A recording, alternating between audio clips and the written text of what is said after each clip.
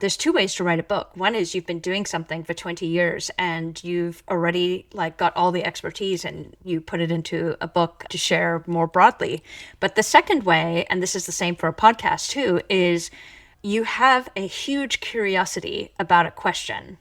And I was on a quest of how do I find work that's worth it? How do I find work that has a meaningful contribution and compensation to match?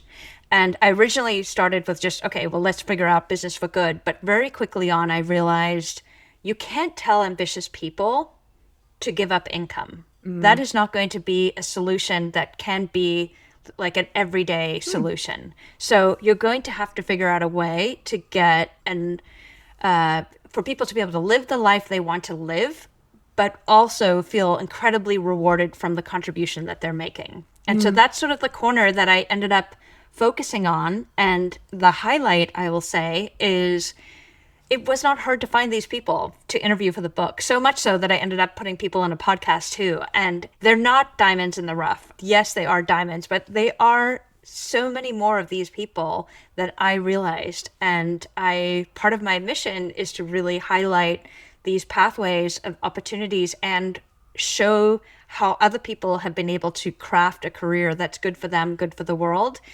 in all different ways. And so that people can start to find role models and pathways that may work for them or give them inspiration to change a part of what they are doing at work so that they also can contribute positively.